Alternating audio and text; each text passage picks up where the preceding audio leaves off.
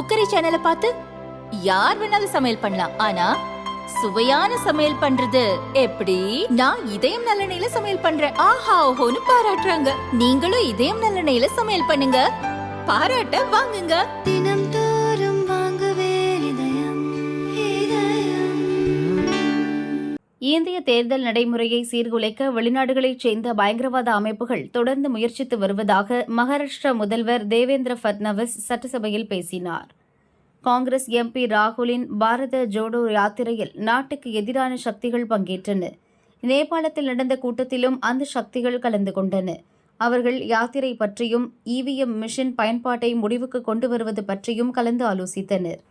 இந்தியாவில் பயன்படுத்தப்படும் இவிஎம் மிஷின்களுக்கு எதிராக சில சக்திகள் செயல்படுகின்றன.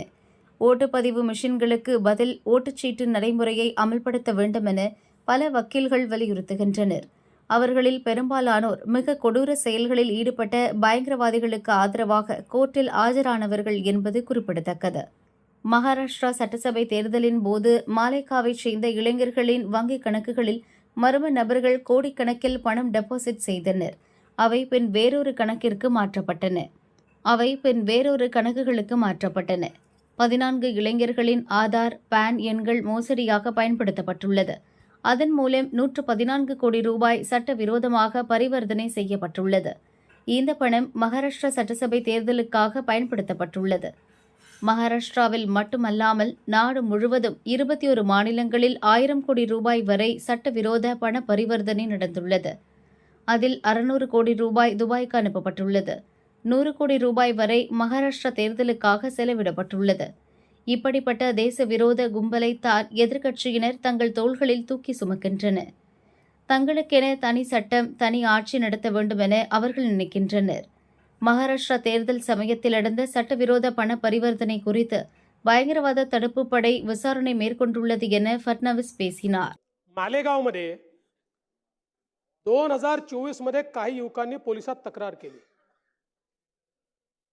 की 114 कोटी रुपयाची बेनामी रोख रक्कम या ठिकाणी खात्यांमध्ये आलेली आहे. एक आरोपी सिराज मोहम्मद आहे. 14 लोकांचं पॅन कार्ड, आधार कार्ड वापरून 14 बँक खाती ही नाशिक मर्चंट सहकारी बँकेत मालेगावमध्ये त्यांनी उघडली.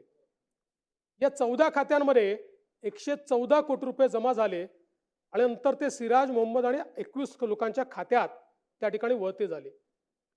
पोलीस, ईडी, आयकर विभागाने ज्यावेळेस याची चौकशी केली त्यावेळी असं लक्षात आलं की हा व्यवहार एवढ्यापुरतं सीमित नाहीये. 21 राज्यातनं 201 बँक खात्यात 1000 कोटी रुपयाचा व्यवहार झालेला आहे आणि मुंबई, नाशिक अशा वेगवेगळ्या शहरांमध्ये पैसे गेले आहेत.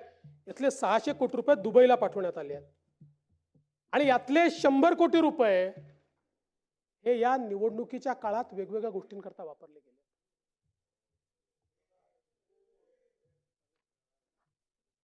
या ठिकाणी